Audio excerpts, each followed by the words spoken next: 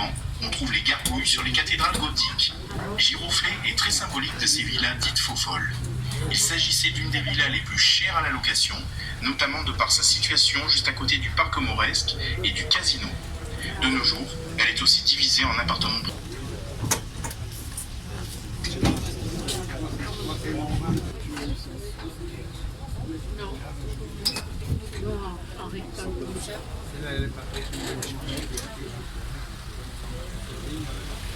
Sur la gauche, la très jolie Villa Toledo. Regardez bien sa ferme de bois travaillé qui ressemble véritablement à de la dentelle. Regardez bien aussi son escalier. Il s'agit d'un véritable petit chef-d'œuvre de découpe de bois. Pourtant, en 1863, ce n'était qu'un gymnase de briques et de bois surmonté d'une toiture de chaume, nommée Bertini. Il sera transformé en chalet locatif dès la fin des années 1870. Sur votre gauche se trouve la Villa Athéna, autrefois appelée Chalet Bellegarde. En 1878, y séjourne la jeune archiduchesse Marie-Christine de Habsbourg-Lorraine. C'est ici, à Arcachon, qu'elle va faire la connaissance de son fiancé, Alphonse XII, roi d'Espagne. Marie-Christine deviendra donc reine d'Espagne, et ils sont les arrière-arrière-arrière-grands-parents de l'actuel roi. Qui ressemble plutôt à un petit château médiéval. Il est l'un des tout premiers chalets à avoir été construit par les frères Pereire.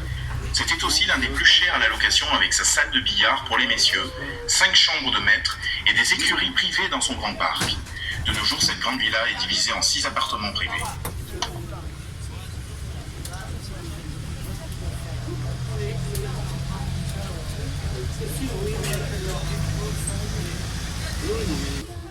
Nous contournons maintenant sur votre gauche la villa Alexandre Dumas, une très belle villa de deuxième génération construite en 1895 pour le mécène Daniel Ifla, dit Osiris. Cette villa mélange merveilleusement le style rustique des villas italiennes avec des balustrades classiques, pilastres cannelés, chapiteaux corinthiens, belles pierres de taille à l'étage principal et l'architecture un peu plus locale avec la polychromie de la brique et de la pierre, des briquettes émaillées bleues et les éléments de bois utilisés à l'étage intime des chambres. Elle porte le nom d'Alexandre Dumas en hommage non pas à Alexandre Dumas père, auteur des Trois Mousquetaires, qui certes vint à Arcachon en 1863, mais à Alexandre Dumas fils, auteur du roman La Dame aux Camélias. Ce roman raconte l'histoire d'une jeune courtisane atteinte de la tuberculose. Il avait alors inspiré un autre grand chef-d'œuvre qui avait un énorme succès à l'époque, la Traviata de Verdi. Sur votre droite se trouve la Villa Mozart, avec un double pignon pointu et sa frise de lambrequin très bien restaurée récemment. Elle rappelle bien le style chalet des premières générations. À l'époque, les frères Pereire construisent ces maisons de location comme des chalets réinterprétés, car il leur fallait concurrencer les Alpes suisses où allait jusque-là la riche clientèle malade. Ils avaient décidé de s'inspirer vaguement des constructions que l'on pouvait y trouver. Toutes remarquez que les allées de la ville d'hiver sont toutes en courbe et contre-courbe. Cela n'est pas le fruit du hasard. Les médecins ont imposé ce principe pour briser les vents vifs et humides de notre climat océanique. Il fallait que les patients soient bien à l'abri dans cet écrin de forêt de pins. Ces allées courbes permettaient ainsi de gagner jusqu'à 2 à 3 degrés de plus par rapport à la ville basse. Sur votre droite se trouve la jolie petite villa Myriam, blanche, rose et de rouge. Vous pouvez remarquer sur la façade ses fenêtres aux arcs outrepassés crénelés et la présence de croissants musulmans sculptés en bas-relief. Cette villa est caractéristique de l'inspiration orientaliste qui était tant à la mode dans la deuxième moitié du XIXe siècle suite à l'expansion coloniale de la France avec l'Algérie et le Maroc. Sur votre droite se trouve la Villa Montesquieu avec sa cascade de véranda et beau window exposée plein sud pour profiter du soleil tout en étant abrité. Se trouve ensuite, toujours sur la droite, la Villa Maillerbir, l'un des premiers chalets construits dès 1864 et récemment très bien rénové avec sa frise de lambrequin qui entoure toute sa toiture et sa ferme de bois travaillé. La présence des croisillons de bois rappelle vaguement les chalets suisses.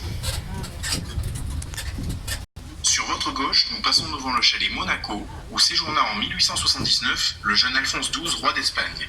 Il était venu ici incognito pour rencontrer sa future épouse, l'archiduchesse Marie-Christine de Habsbourg-Lorraine, qui séjournait non loin au chalet Bellegarde.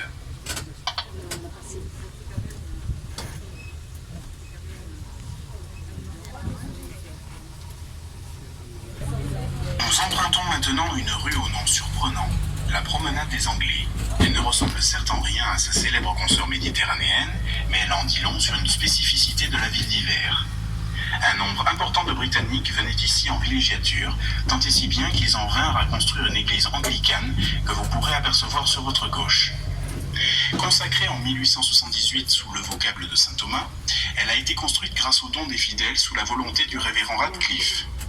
Après avoir été abandonnée, elle a été rachetée par la communauté protestante en 1977 pour devenir l'église réformée. Les fidèles protestants ont pris le parti exceptionnel de conserver et de restaurer au mieux les vestiges de l'église anglicane, notamment les vitraux et différents objets représentatifs. Il faut saluer cette décision qui allait pourtant à l'encontre des principes protestants et les remercier de sauvegarder ainsi un patrimoine qui aurait pu totalement disparaître. Le révérend Radcliffe était très bien intégré dans la ville d'Hiver et était très actif pour les divertissements en ville d'Hiver. Il a notamment écrit le tout premier guide touristique d'Arcachon, en anglais bien sûr, et organisé des jeux de piste appelés Rally Papers au départ de la place des Palmiers où se trouve le kiosque. Cette ville d'Hiver a eu beaucoup de succès pendant presque 60 ans. Toute la gentry de l'époque, qui a été souffreteuse, est venue se soigner ou se reposer ici, dans ce cadre qui ressemblait véritablement à un écrin. La configuration de sanatorium ouvert avec ses grandes villas de location permettait aux malades de venir avec leur famille et amis. Ainsi, nos hôtes ont-ils pu continuer à vivre presque normalement, c'est-à-dire pour eux, continuer de recevoir, de se montrer, de participer aux mondanités. La ville d'Hiver était donc un microcosme un peu à part, où l'on venait se soigner et où l'on pouvait continuer à se divertir, bref, à vivre. La tuberculose existe depuis l'apparition de l'humanité, mais au XVIIIe et XIXe siècle, elle devient le fléau numéro 1 dans toute l'Europe, et il n'existe alors aucun traitement pour en guérir. Au début du XIXe siècle, la tuberculose, aussi appelée phtisie, consumption, tue un Européen sur 7. Les sanatoriums vont alors se développer. On est aussi en pleine période coloniale, en pleine révolution industrielle. Le monde bouge, les malades ne veulent pas rester confinés et attendent que la maladie les emporte. Ils veulent vivre dans ce monde où tout paraît possible. Très vite, on arrive aussi à la belle époque. C'est dans ce contexte que la ville d'Hiver va se développer et connaître son apogée. Quant à la maladie, au début des années 1900, le nombre de tuberculeux commence à baisser avant même la découverte des antibiotiques grâce à l'amélioration des conditions de vie de la population. En 1914, la Première Guerre mondiale stoppe net cette belle époque et petit à petit, la ville d'Hiver entame son déclin. Le BCG est introduit en 1924. Les antibiotiques, quant à eux, ne seront utilisés qu'à partir de 1944, après la découverte de la streptomycine. Après la Seconde Guerre mondiale, la commercialisation du nouveau traitement rend les cures en sanatorium obsolètes. Les villas de la ville d'Hiver vont finir par être abandonnées. Le quartier et ses magnifiques villas vont s'endormir pendant presque 30 ans. Pendant ce temps-là, Arcachon, comme toutes les villes balnéaires françaises, va se tourner vers un tourisme balnéaire de masse. Les villas de la ville d'Hiver vont beaucoup souffrir de cet abandon au profit du bord de mer. Il faudra attendre la fin des années 1970 pour que l'on recommence à s'intéresser à elle. En janvier 1977, le magnifique casino mauresque brûle et disparaît complètement. La population prend alors conscience du patrimoine architectural de la ville d'Hiver, unique en France. Un comité de soutien se crée pour préserver et sauvegarder les villas. C'est ainsi que l'ensemble de la ville d'Hiver sera inscrite à l'inventaire des sites pittoresques de la Gironde en 1985, permettant de protéger les villas et conduire à leur restauration.